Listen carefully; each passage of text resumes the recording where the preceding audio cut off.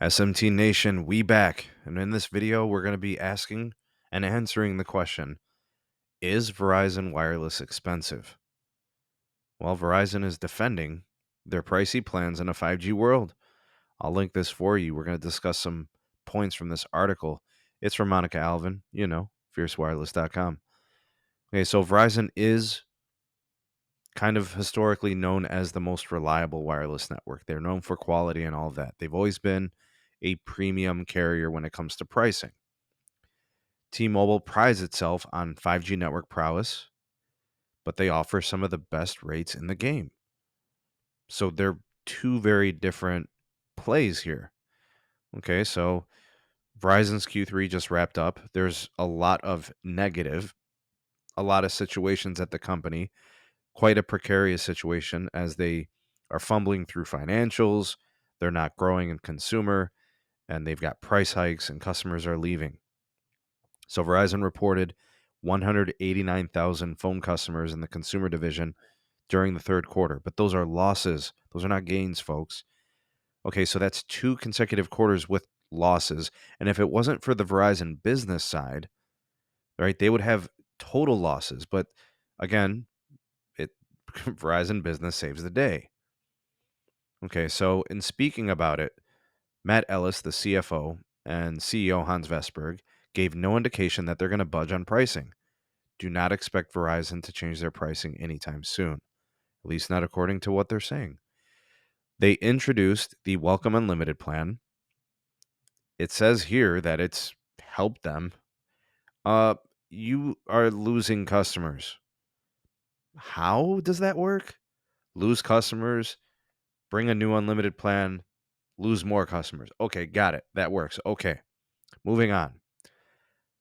It says here that Ellis, the CFO, says the company's gross ads were up 5% on a year-over-year basis in the third quarter. Obviously, our offerings continue to resonate with customers, obviously built on having the best network, and consumers continue to see the value of that.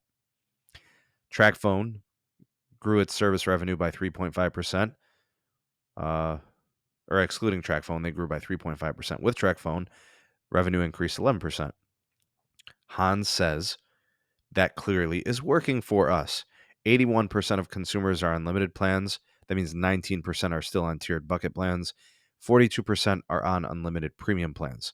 Quote, I think we have a very competitive pricing in the market with plans like the One Unlimited for iPhone plan and more to come. Okay, folks, they are going to be bringing new plans. Okay, cool. Yeah, because the Welcome Unlimited and the iPhone plan are just so inspiring. Okay, so there's a survey study tool or something called Navi, monitors the daily pricing and promotional activities of wireless carriers. They evaluated Verizon's One Unlimited for iPhone plan last month, and they concluded it is the least competitive plan compared to others in the premium category, even when compared to Verizon's own mid-tier plans. The plan is $90 a month for a single line. You get unlimited premium data, which is obviously prioritized data, but it offers less hotspot data amounts, lower video streaming quality, and overall less perk value compared to Verizon's 5G Get More alternative. Doesn't make any sense, folks. You can't even make this up. Navi's scoring of comparable premium plans from the big three.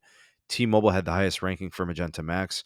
We have said time and time again that the Magenta MAX plan is probably the best premium plan when it comes to bang for the buck. When AT&T had the Unlimited Elite with the HBO Max, I thought that was the best plan, but they took away HBO Max. That kind of bumps them down, in my opinion. So that's kind of how I viewed it. Okay, so yeah, even here it even talks about it. Okay, AT&T is growing and doing good things. T-Mobile is growing and doing good things. Verizon is not growing and not doing good things. So, folks, Roger Entner, founder, El Presidente of Recon Analytics, said at a cost of $30 or $35 per line, it's an appealing price, but it's slow. He's talking about the Welcome Unlimited plan. They're launching all these uncompetitive plans. They're meant to get people into the store. They still so they're willing to make these plans, but they're crappy. So people come in and are attracted to the price, but then they're like, "Oh, well, you know, Here's your best price plan, but it's not a very good plan, so let's sell you on something more premium. Then the rates go up. They're not into this. People are basically going into the store for a certain price. They realize how crappy the plan is for that price, and Verizon's like, well, let's get you on a better plan. And you're like, well, I don't want to pay that. I can pay less at AT&T or T-Mobile. It doesn't matter how good your network is when the other providers are still offering decent networks. People are getting hip to this. So Verizon, to answer the question, right? Is Verizon overpriced? Are they too expensive? They are expensive. Can they actually defend their pricing in a 5G world? Folks, it's very simple. The consumers are speaking with their wallets. By customers leaving Verizon, the churn rate is up. It's the highest it's ever been in my time having a YouTube channel, right? They're now over like a 1% churn rate. People are ready to leave the company, and they clearly are leaving the company. They're doing exactly what they should do. If you look at Verizon's profitability, it declined. They're down 23%. If you look at the stock, it's getting devastated. Exactly what we need to happen to Verizon is happening. They're losing customers. That's a good thing, and I'm going to explain why.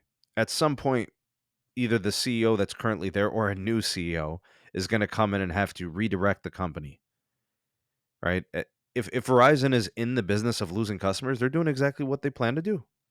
This is exactly what they wanted to do then. If the goal is to if the goal was to grow, then obviously they're not doing it, but their goals are not to grow. They're growing. They want to grow profitability. They'll retain the high paying customers, premium willing to pay customers, but they're getting rid of those. Well, not getting rid of, but they're not attractive to those looking for a better deal.